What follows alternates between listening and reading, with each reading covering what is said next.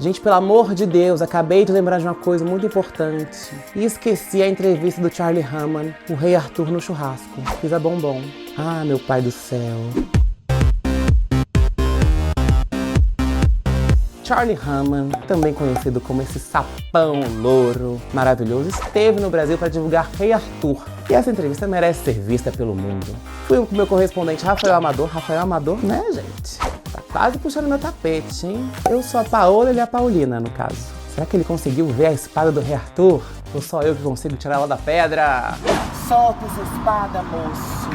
Eu sou bom com espada, mas essa aqui eu não tô conseguindo. Enfim, se você quer conferir a espada do Charlie Hunnam, me liga, porque eu também quero.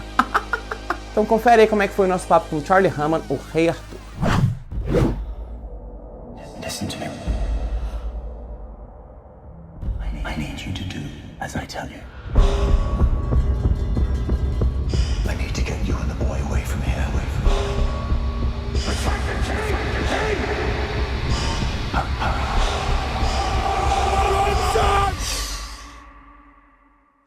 Hi Charlie, welcome to Brazil. Oh, thank you. How's It's it going nice to be here. So here we go to another King Arthur movie. What makes this one special? Why people should watch this one? Well, ultimately, it's just a great story. You know, there's a reason that the King Arthur story has been told for 1400 years.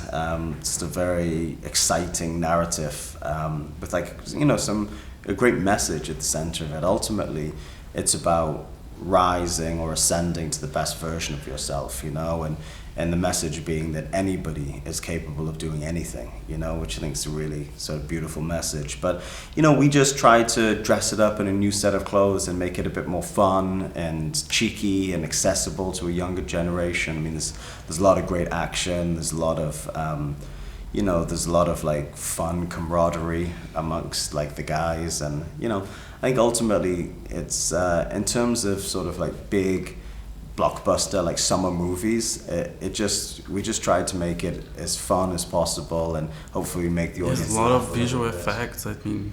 Yes, I mean there are a lot of visual effects. I mean probably, yeah, I mean certainly there are. To me, you know, visual effects are like great. It's exciting to have that because it creates a level of spectacle that in this culture of filmmaking people have almost come to demand, you know, particularly from big summer movies. But for us, what's much more exciting is the relationship between the characters. Mm-hmm. In playing Jackson, son of Anarchy, helped you to play this King Arthur? Well, you know, Sons of Anarchy was like my training ground. I spent I learned a lot from doing that show. And of course, you know, when you think of sort of actors as craftsmen, you know, you learn a skill set, and that was really my training school. So, yeah, I mean, I applied probably everything that I learned from that experience into trying to do as the best job I could in King Arthur. Mm-hmm. And how could you resist to work with David Beckham? I mean, was hard to keep focus working with him? No. I mean, listen, you know, it's funny. You know, I've met, because working in the film business for 20 years, I've met almost every giant movie star, every big, you know, like loads of big sort of sports stars. And honestly, like, they're just regular people. There's nothing like particularly exciting about meeting those people. The only people that I get starstruck about is when I meet fighters. You know, I'm a massive UFC fan, and there's something about meeting like my like heroes in the fight game that sort of makes me feel like a little girl at a Justin Bieber concert. I get pretty starstruck. Like I met the Diaz brothers recently, and that was like pretty exciting for me. But you know, David Beckham, like whoever would be a big movie star, you know, doesn't really excite me that much. And your friends really want to know, why are you not on social media? That's a long question, and I want to stay positive, but I don't think that social media is a positive influence in people's lives. I think it's important to actually interact with people.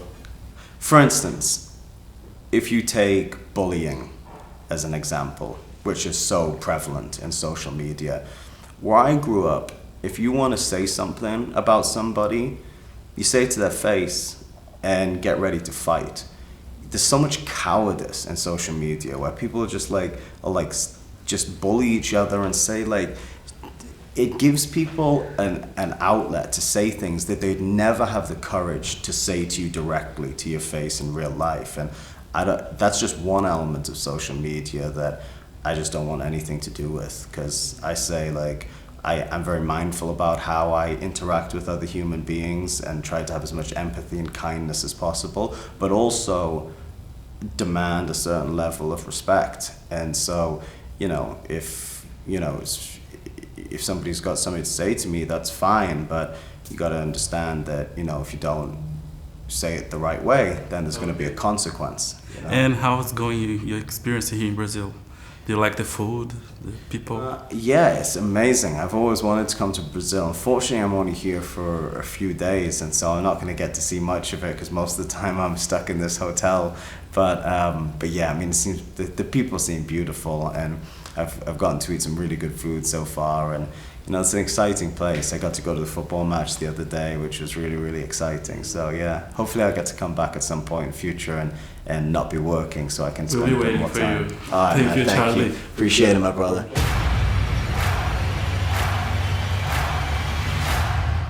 Minha nossa, né, gente? Um homem sério, um homem de poucas palavras, mas aquele homem que tem um olhar penetrante. Será que é só o olhar? Ah, meu Deus do céu. Bom, se você gostou desse vídeo, dá o seu like, inscreva-se no canal, ligue o sininho, porque vai ter sempre aqui novidades do mundo do entretenimento pra você, com entrevistas exclusivas, eventos, performances. Ou não, pode ser que eu esqueça no churrasco, igual eu fiz com essa entrevista que demorou anos pra sair. Se bem que a culpa é do editor, mas enfim, não corta, editor, a culpa é sua. Não, mentira, é minha. Tudo bem, a gente põe no ar mesmo assim.